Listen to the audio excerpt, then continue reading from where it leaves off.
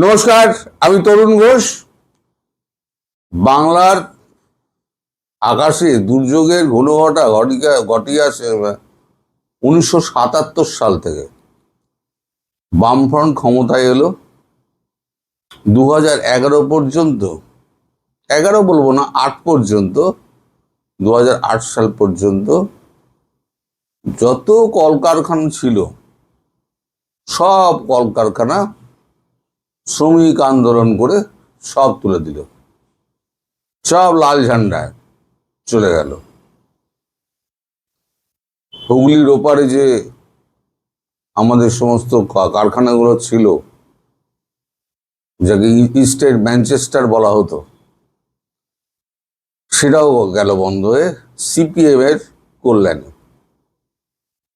শেষে বুদ্ধবাবু এসে একটু চেষ্টা করেছিলেন, কিন্তু ততক্ষণে আমাদের এই নেত্রীর উত্থান ঘটে গেছে এবং আমরাও তার বোঝানো ভুলে আমরা পা দিয়ে আমরা পচা শামুকে পা কেটেছি।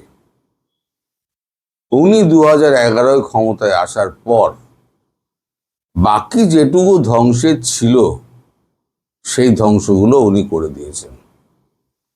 শুধু তাই নয়, তার পরিকল্পনা ছিল দেশটাকে তিনি, বাংলাটাকে বিচ্ছিন্ন করে তিনি বাংলাদেশের সঙ্গে এক করে পূর্ব বাংলা নাম করে তিনি প্রধানমন্ত্রী হবেন।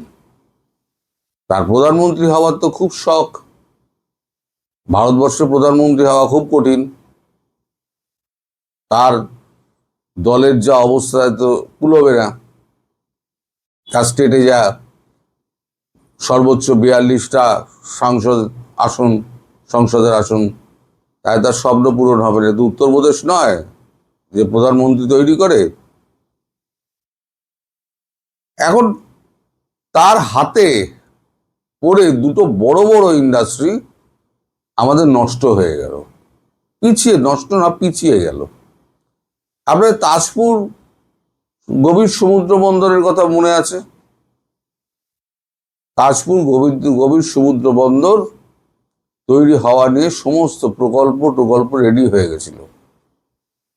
শুধু এই মহিলার জন্য এবং তার বিরোধিতার জন্য সেই তাজপুর আজ পর্যন্ত গঠিত হলো না। এবার আর একটা 2018 সালে সমস্ত বাংলার কাগজে বড় বড় করে একটা হেডলাইন বেরিয়েছিল। আপনাদের কতটুকু মনে আছে আমি জানি না, অনেকের নিশ্চয়ই মনে থাকবে, যে অশোকনগরে, উত্তর 24 পরগনার অশোকনগরে, সেখানে তেলের সন্ধান পাওয়া গেছে।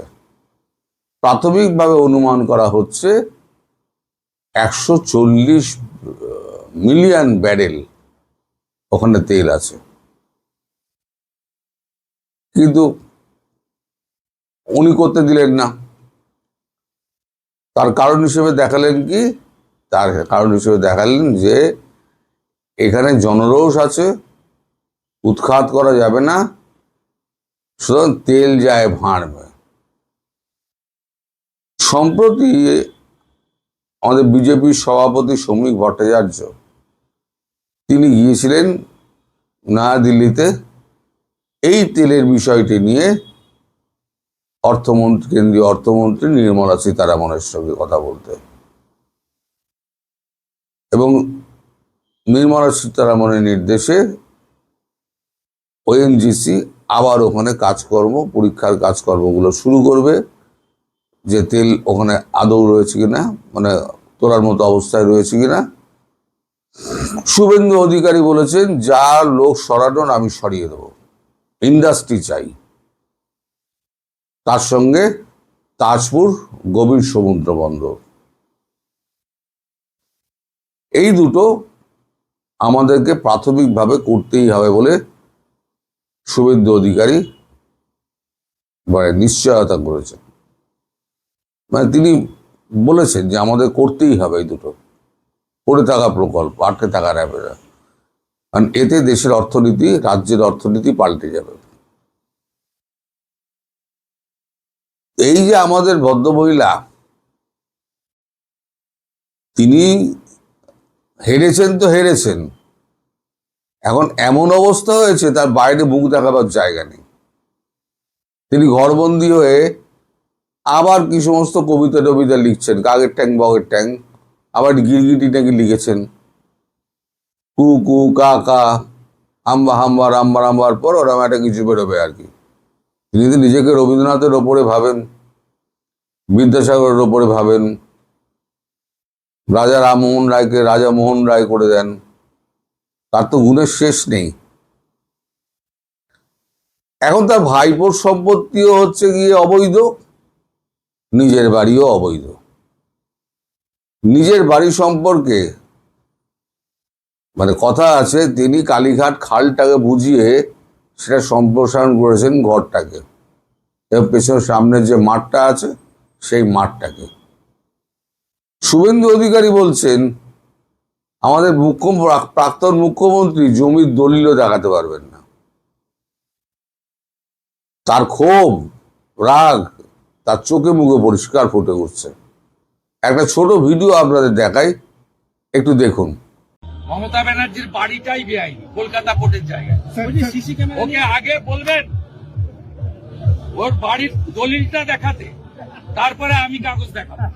ও তো নিজেই যে রাজ্যে 2,15,00,000 বেকার, যে রাজ্যে 1 কোটি যুবক পেটের দায় বাইরের রাজ্যে, যে রাজ্যে দুর্গা মূর্তি ভাঙা হয়, যে রাজ্যে কালী ঠাকুরকে প্রিজন ভ্যানে তোলা হয়, যে রাজ্যে বিহার, গুজরাট, উত্তরপ্রদেশের লোককে বহিরাগত বলা হয় আর বাংলাদেশি মুসলমানকে বলা হয় জামাই, যে রাজ্যে আরজিকর ঘটে, যে রাজ্যে ছোট্ট তামান্না ঘটে, যে রাজ্যে দুর্গাপুর মেডিকেল কলেজ ঘটে, যে রাজ্যে মুখ্যমন্ত্রী বলেন শরীর থাকলে জ্বর জারি হয়, তেমনি একটু আধটু রেপ হয়।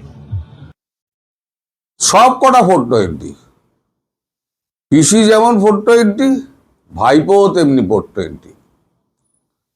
এখন এই দিকে দিকে দেখছেন না আপনার ওই শুধু চোর ধরা পড়ছে, আর নেতারা সমস্ত পালিয়ে আছে। 32 জন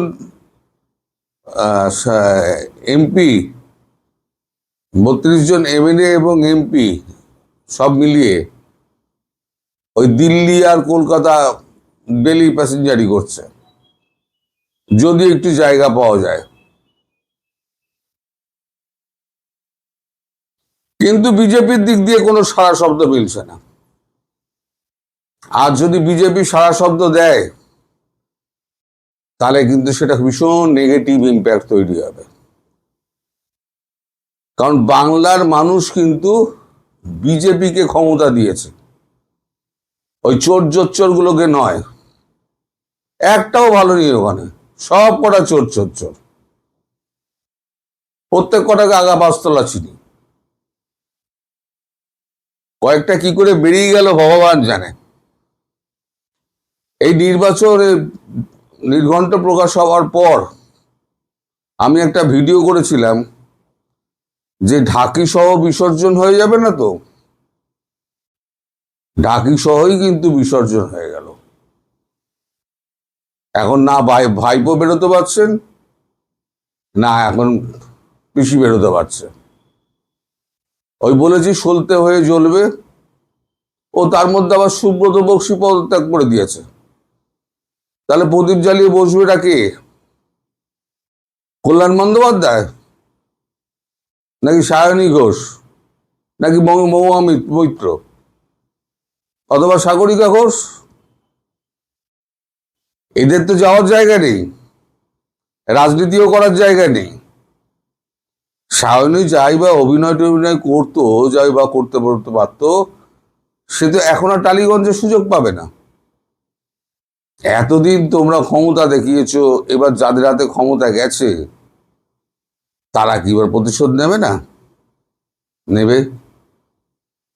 সুতরাং ঝাঁপে লাঠি যাকে বলে না বাংলায়, ঝাঁপে লাঠি পড়ে গেছে, তৃণমূলে ঝাঁপে লাঠি পড়ে গেছে। এখন সলতে জ্বালানোর লোক পাওয়া যাবে না। এত ক্ষতি পশ্চিমবঙ্গের, চুরি জোচ্চুরি, তার সঙ্গে উন্নয়নের দিকে ঠেলে দেওয়া এবং দেশকে বিচ্ছিন্ন করে অন্য দেশের সঙ্গে মিলিয়ে দেওয়ার একটা চক্রান্ত, দেশদ্রোহিতার চক্রান্ত। বুঝলেন দর্শক, দেশদ্রোহিতার চক্রান্ত। এই চক্রান্তে ওনার ফাঁসি হওয়া উচিত। যে দেশকে যে বিভক্ত করে অন্য দেশের হাতে তুলে দেওয়ার কোনো রকম পরিকল্পনা করে, তাকে দেশদ্রোহী তকমা দিয়ে তার ফাঁসি হওয়া উচিত। এর যদি প্রমাণ হয়, যে কথাটা ঘুরে বেড়াচ্ছে বাজারে, এটা যদি প্রমাণ হয়, এই কথাটা প্রথমে আমি বলেছিলাম, তাহলে কিন্তু ওনার ওপরে কিন্তু একটা বিরাট একটা কালো অধ্যায় নেমে আসবে। সেখান থেকে উনি বেরোতে পারবেন না। অ্যারেস্ট তো হবেন, যে কোনো দিন অ্যারেস্ট হবেন। আগে ভাইপো হবে, তারপর পিসি হবে, তারপরে দেখবেন খেলা। সবাই ভালো থাকবেন, সুস্থ থাকবেন, সাবধানে থাকবেন। নমস্কার।